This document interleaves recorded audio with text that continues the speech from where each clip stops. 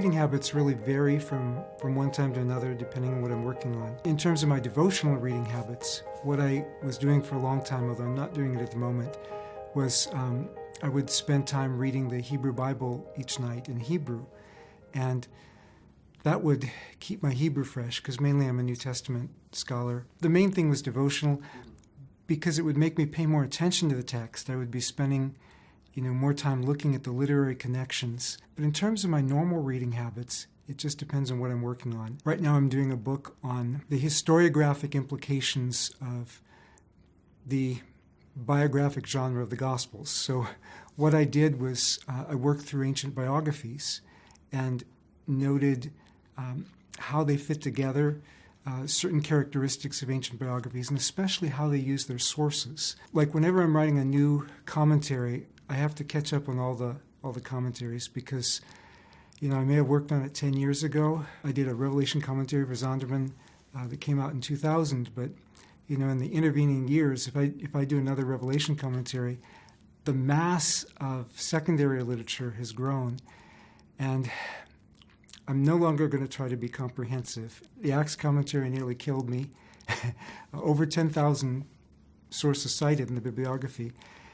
But, that commentary took me 10 years. And human longevity being on average what it is, it's probably not prudent for me to undertake another 10-year commentary. I like to joke especially with my doctoral students. There's a reason why they call it research. You don't want your research to become research. I remember something somewhere. Where is it? I did all this for years. I did it all manually. So actually, when I was a sophomore in Bible college, I had no idea where it was going with this. I was just, I wanted to get the background of the New Testament. I didn't realize how much there was. And I started taking notes. I'm not the most organized person. All the more reason I needed to have it organized somewhere where I could. So I had it organized on index cards, arranged by text. It's much easier on computer because you can do it. You can file it under multiple texts and not have to, recopy it by hand or refile it after you finish your commentary on one particular book. But by the time I switched to computer, I had 100,000 index cards. 100,000 index cards covered about a wall of my apartment at the time, in separate boxes, and I had the boxes labeled. What I did with the index cards, and again, you're using computer, there are more efficient ways to do this, but I had them filed by passage and sometimes by topic. In my mind, at least I could remember this much. I had certain topics like light or life filed under certain passages where I was sure I would remember. I have all the references under this passage. Then some other topics I had them filed alphabetically at the end of my canonical arrangement. What I would do so that I could sort them and then file them in those places, the upper right-hand corner, I would write what text or texts this index card should be filed under. And sometimes I wouldn't remember the verse, I'd just remember the chapter or approximately where it was. So I'd write that and leave a blank space and then go back through. Once I had them in rough sequence, I'd fill that in. And then I could, if I'm writing a commentary and I'm dealing with a passage, say something on John 1, John 1:1, I probably had at least one file box just for that verse. So I'd have to rearrange within that to make sure it's in rough order. Now it's so much easier because when it's on computer, what I did, I type capital REF and then the reference, and then I have different files for different books of the Bible or different topics. Over time, I trained my mind to, is there any passage, anything I'm working through, is there any passage where this is useful? And over time, I learned by trial and error which sources are not very useful for biblical background, and which sources are, and which sources are more useful for which books. What I value most is the primary literature. If I'm working in background, I want to understand the ancient texts.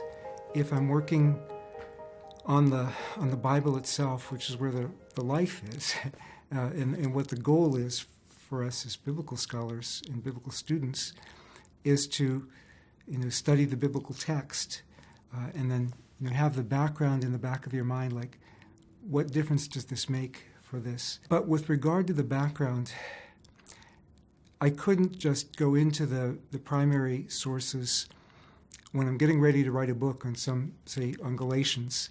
I can't just go working in the primary sources and try to read through all of ancient literature just for that commentary. But if you're going to spend your whole life doing research, in addition to whatever else you're doing, then it makes sense to work through at least the best primary sources for yourself. You're focused on Paul. You're doing a dissertation or a master's thesis or something on Paul. And Paul obviously writes letters. So you say, let me go look at some ancient letters, see how letters work. Say you're writing on Jesus saying, I'm the true vine. You want to learn about viticulture. Well, you go to Pliny's Natural History. You look up in the index to find out about vines and vineyards. Columella wrote a whole book on trees. Vines were considered trees in antiquity.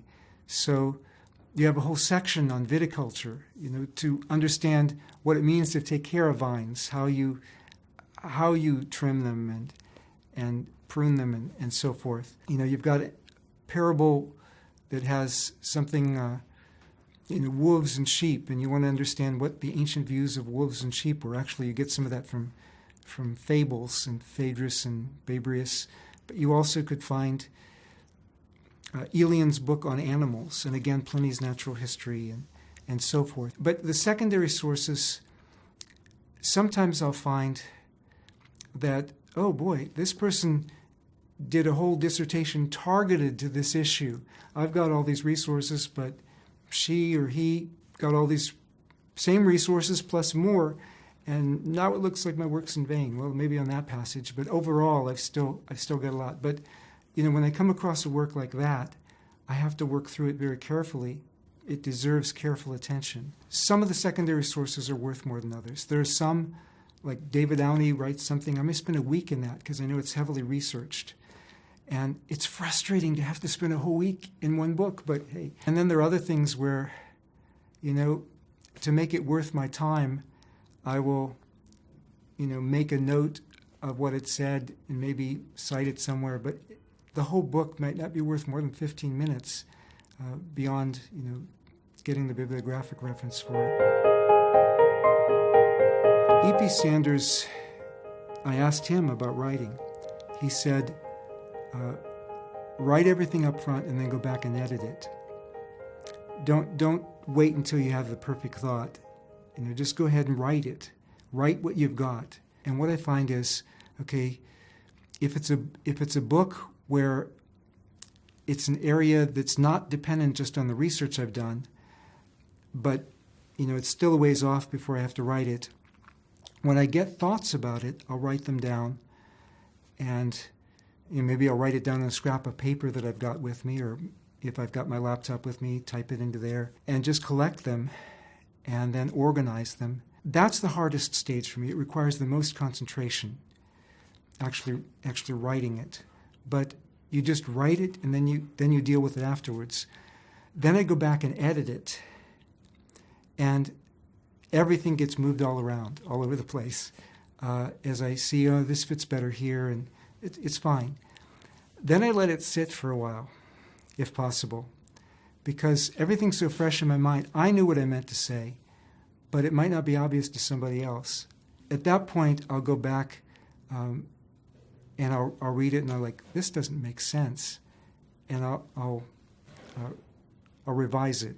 Then I need to go back and do another edit, because a lot of the footnotes, I'll have abbreviations in there that are just my own abbreviations. Sometimes I'll have things for myself to look up, saying, I'll often put capital REFS, meaning I know where to find this, or at least I know where to look for this information, but I'll do it later so I don't lose my train of thought. So I'll come back and do all those and clean up the bibliography so my editors won't want to kill me.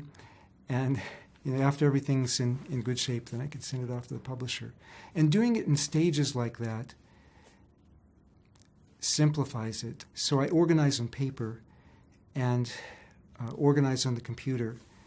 Once it's organized, and I've done the research, just putting it down. Each stage is a discrete stage, and by the time I'm done, it's like, that wasn't bad. For me, an average day of writing, it depends on different phases of my life. When I was teaching 11 courses a year, it was like in between classes and meetings and everything else, doing the research there and then coming home and typing on my computer. Well, when I was working on Acts at my previous institution, I lived on campus. So my commute time was about 2 minutes to run downstairs, teach my class. At that point, I was probably writing maybe 60 hours a week. So my average day was like 10 hours a day in front of the computer. And then, that's not including breaks to eat and sleep and talk to my wife and son at that point. Now, it's a little bit more balanced. I think I sustained some brain damage from that commentary. But now, I have certain days that I'm on campus. And during the time I'm on campus, I can't really get a lot of writing done. But that's all right. That's my break, in a sense. I used to try to forego some of the sleeping. Thought I could get by on not enough. And during my 40th year, I ended up in the hospital. So now I try to get a good full night of sleep. I don't try cheating my body anymore. My body knows what I need, and try to give myself that. Spend time with my family, but try to screen out as many distractions as I can and just focus on the writing. Different people's schedules are going to be different depending on your natural body rhythms, depending on what the demands are on your time. But if there are things you can screen out to get it done, I find once I'm into it, it starts flowing. And the hardest thing is to get started. Once it becomes a habit of just, I've got free time, I'm going to the computer, I'm going to work on this, or I've got free time, I'm going to research on this point. It starts as a discipline, it becomes a habit, it just becomes part of one's normal life. I write different books for different kinds of audiences. John Walton and I were working on the NIV Cultural Background Study Bible. What I was thinking of there was, I want this to be something that an ordinary person can understand. It may stretch them a little bit, but it's not meant to stretch them very much. A person who can read the biblical text, they want to know what was going on back then. If there's a term they won't understand, I want to put it in the glossary, and so on. But then there are other books that I write specifically for scholars, and I'll take for granted a lot of basic background knowledge, that they know the discipline, they know certain things about the ancient world. If they don't, I hope to provoke them to realize that they need to at least get a little bit of that. But and of course, everybody's welcome in on it, but I have certain audiences in mind. And then, of course, there's another audience that I have in mind, and that's the Lord, and that I want it to be pleasing to Him. And so there'll be times when an insight will come to me, and I'll be like, thank you, Lord. I never saw that. That makes it all fit together, and I know He's helping me. I know it's not just me. I also know the Lord gifts us for different things, and I look to Him for His help. The big advice I would have given myself 30 years ago would be, don't assume that you're going to be writing at the same pace all your life. You've got more stamina when you're younger. You may know more when you're older. You may be able to nuance things better, but you may not be able to write as fast. Then again, you may have a lighter load. You may be further along in your career. But do what you can. Bear the yoke in your youth. I would advise that. If you have a work that's difficult to read and understand, often it's because you're not familiar with the nomenclature of that discipline or sub-discipline. My most difficult experience in recent years was when I was working on a book on miracles, and I had to work through philosophy of science. I really had to spend time in the literature working through it to try to get a hold of the sense of it enough, because it was really important to what I was doing. But how much time you spend in it is going to depend on how important it is to you and how much time you have. And that one, it was just so important I had to get it. Usually if a book is well written, you can get a sense of where it's going when you start with the table of contents. You can look at the introduction, the conclusion, well-written paragraphs. They can't always be this way, but ideally a well-written paragraph will tell you where the paragraph is headed, kind of little summary of where it's headed. There are a lot of really useful books that do get a lot of circulation, like Richard Bauckham's works. John Barclay, I think his Paul and the Gift is getting known. James Dunn. There's so many scholars who do good work, and people know about it. But there's also a number of scholars who do really good work, and it never comes to anybody's attention. I shouldn't say anybody's attention, but one underappreciated book among a number of underappreciated books is by Robert McIver, Memory, Jesus, and the Synoptic Gospels, published by SBL in 2011.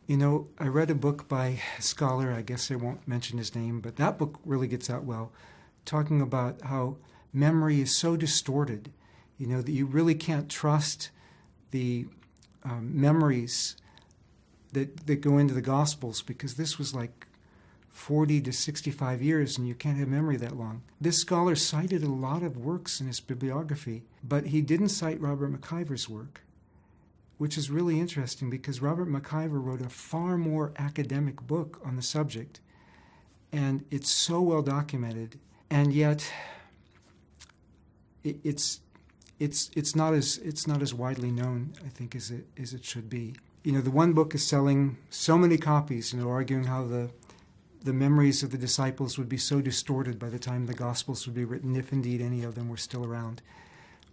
Whereas the other book argues a contrary thesis in a much more scholarly way.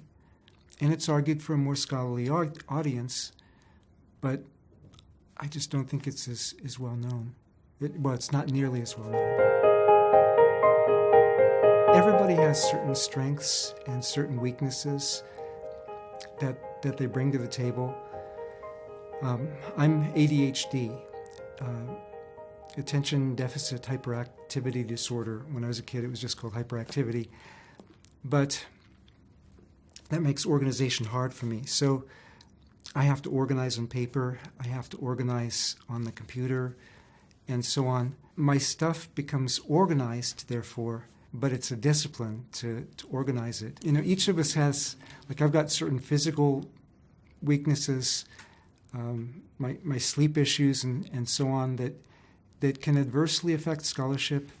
I'm nearsighted, which actually doesn't affect my scholarship too much, but it affects my daily life outside of scholarship. Hard on my back, bending over the computer much of the day. There's all sorts of things, and then other kinds of physical problems. But I also have certain advantages that God has given me, natural advantages, spiritual giftings to do what I do. So I can't complain. I just do what I do with what I've been given the best that I can. And I try to pray around the other things, pray that God will help me with the other things. Sometimes we'll look at some other scholar will say, oh, I wish I had their gifts. You don't necessarily know what they have to overcome, though, to do what they do. Or sometimes we might think, that they have so many advantages. If we live in a part of the world where we have access to libraries, where we have electricity that runs all day for our computers, we have access to education that we can afford, we should be grateful. We have more than so many people in the world do, and that's a motivator for me too, because I think of, like my brother-in-law, Emmanuel Musunga. He is a professor of chemistry at the University of Brazzaville. He did do his PhD in France, but the kind of resources that he has to work with in Brazzaville are so much less than the resources that I have to work with here in the U.S. And this is maybe just this time in history. And for this particular time in history, English happens to be like a global language.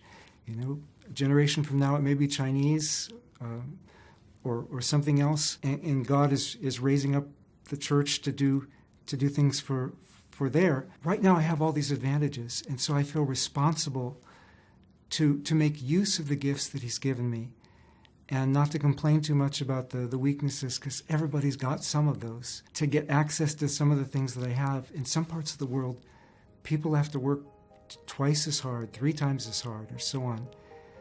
There are other things where I had to work twice as hard or whatever. I don't mind. I'll work as hard as the Lord enables me to work for His honor. Anything that I can do, and what's beyond my ability to do isn't required of me.